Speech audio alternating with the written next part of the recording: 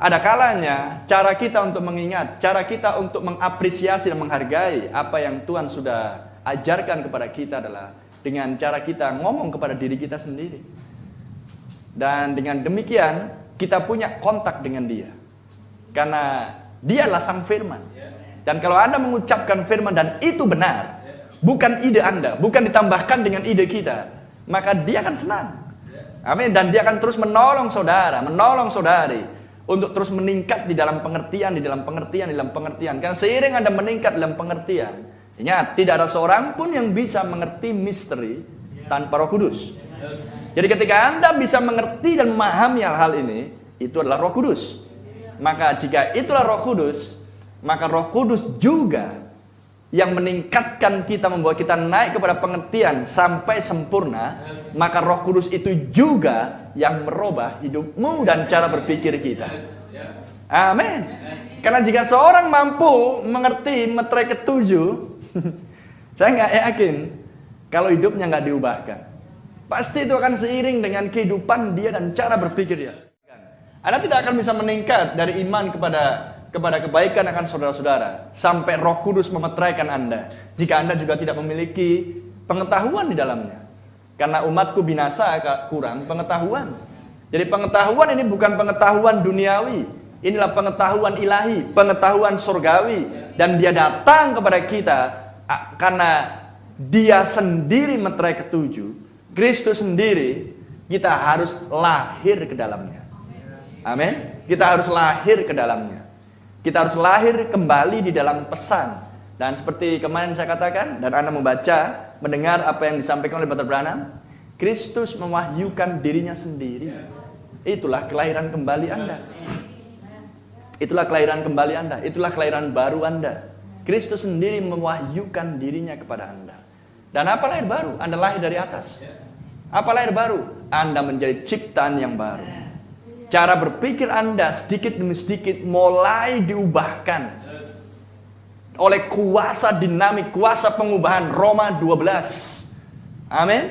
Sehingga Anda menjadi disempurnakan dan kemudian Anda bergerak, naik, maju, bergerak sampai kepada Anda tahu di mana posisi Anda.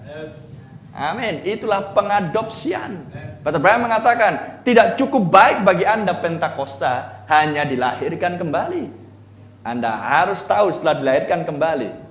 Anda dengarkan khotbah saya, Brother Branham mengatakan, khotbah saya yang berjudul, dengarkanlah dia, inilah anakku yang kukasih. Amin. Maka dari kelahiran kembali Anda harus sampai kepada pengadopsian. Karena lahir kembali barulah permulaan, start, beginning. Ketika Anda memiliki Kristus dan Kristus Roh Kudus di dalam Anda yang adalah pengajar Anda. Mengerti?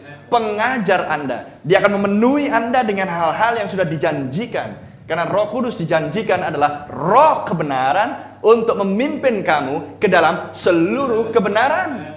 Haleluya. Praise the Lord. Maka kita bergerak dari satu kebenaran kepada kebenaran sepenuhnya. Dan sampailah kita kepada pemosisian kita, pengadopsian rohani kita, spiritual adoption. Karena kita berada di zaman pengadopsian. Amin. Glory. Setiap zaman mereka memperoleh akan lahir baru mereka, tapi ini zamannya pengadopsian. Amin. Ketika firman yang full berada pada posisinya untuk mengucapkan firman Tuhan.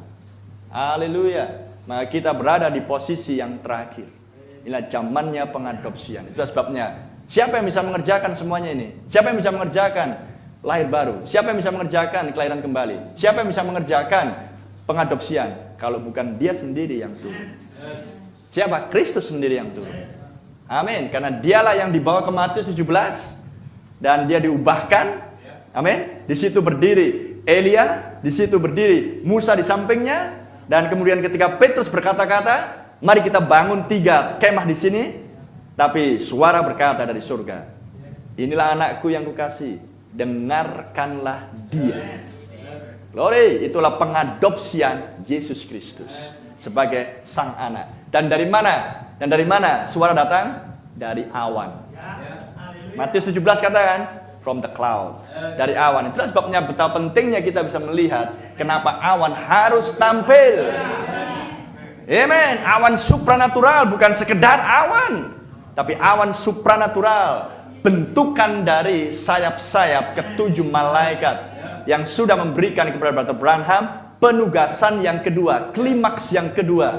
Kembalilah ke Jeffersonville untuk mengkhotbahkan meterai-meterai. Maka turunlah Brother Branham untuk melaksanakan penugasan tersebut. Maka dia berkhotbah di Jeffersonville. Dan setelah dia memberikan penugasan ke 7 malaikat, maka mereka naik ke angkasa, membentuk awan yang sangat besar, 27 mil tingginya, 30 mil bentangan luasnya pada waktu senja. Amin. Sehingga dari awan keluarlah suara, inilah anakku yang kukasihi, dengarkanlah dia. Jadi siapa anaknya yang dikasih di zaman ini? Mempelai wanita. Dan kepada siapa peristiwa itu sedang berlangsung? Kepada Brother Branham. Inilah nabiku yang kukasihi, dengarkanlah dia. Maka sekarang mempelai wanita harus sampai kepada posisi yang sama, yaitulah diadopsi. Diadopsi artinya adalah bahwa Anda, pelayanan Anda, hidup Anda dibuktikan sendiri benar oleh Tuhan melalui Roh Kudus-Nya yang Dia kirimkan untuk diam di dalam kita, karena Dialah tutor kita. Haleluya. Itu sebabnya meterai ketujuh membentangkan dirinya sedemikian rupa. Amin. Praise the Lord. Puji nama Tuhan. Glory. Praise the Lord.